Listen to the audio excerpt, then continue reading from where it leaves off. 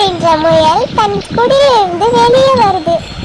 வயல்களை பார்த்து பெரிய கனவு காணுது. முத்து என்ன நினைக்குதுன்னா, நானே ஒரு பெரிய விவசாயி ஆகணும் அப்படின்றது முத்துவோட கனவா இருக்கு.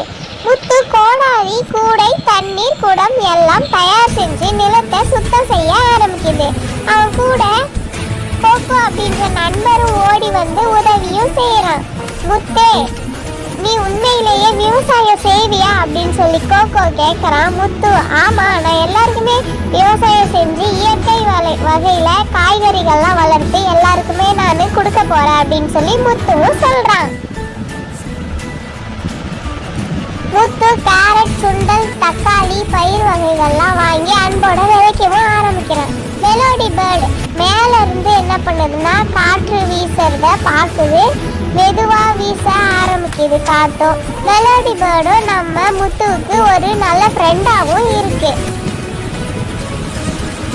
வெயில் அதிகமா இருக்கிறப்ப முத்து தாவரங்களுக்கெல்லாம் தண்ணீர் ஊத்துறான். மழை ரொம்ப அதிகமா வரும்போது அந்த தாவரங்கள் எல்லாம் போர்வை போர்த்தி காப்பாத்துறான். ஆரோக்கியமாகவும் ரொம்ப தளிர்கள் வளர்ந்தும் ஆரம்பிக்குது.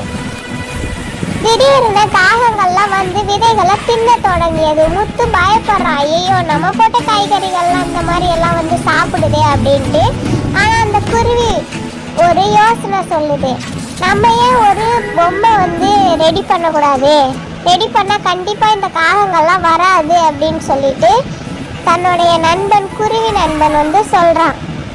அதை கேட்ட முத்துவும், சரி நல்லதா இருக்கு, நம்ம ஃப்ரெண்ட்ஸ் எல்லாரையுமே கூப்பிட்டு நம்மளும் ஒரு நல்ல பொம்மையை வந்து ரெடி பண்ணி இங்கே வச்சிடலாம், அப்போ பறவைகள் வந்து இந்த விதைகளை சாப்பிடாது அப்படின்னு சொல்லி நினைக்கிறான்.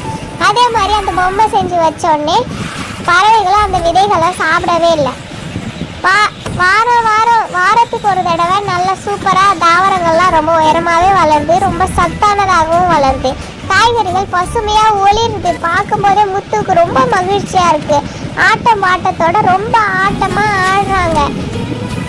ஏன்னா நம்ம வச்ச பயிர் இந்த அளவுக்கு அழகாயிடுச்சுன்னு சொல்லி நினைக்கிறான். புயல் வருது, காற்று பலமாக வீசுது. முத்து பயப்படுறான், ஐயோ வயல் வந்து என்ன பண்ணுறதுன்னு தெரியல, காப்பாற்றணும்னு நினைக்கிறான். அப்போ முத்துவோட நண்பர்கள் எல்லாம் சேர்ந்து கூடாரத்தை வந்து அமைச்சிடுறாங்க.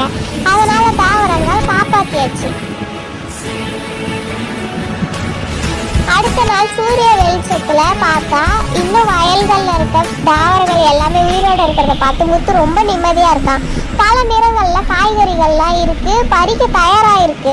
முத்து பெரிய கூடையை எடுத்து மகிழ்ச்சியா காய்கறிகளை எல்லாத்தையுமே பறிக்கிறான்.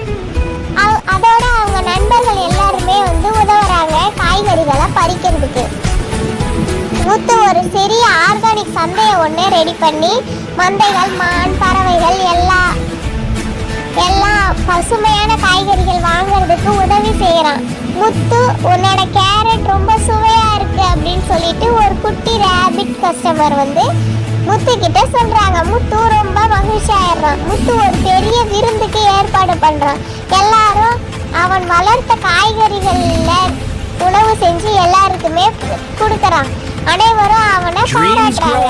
When you work hard, with every seed we sow, our hopes will surely grow.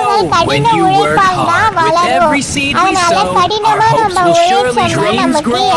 When you work hard, with every seed we sow, our hopes will surely grow.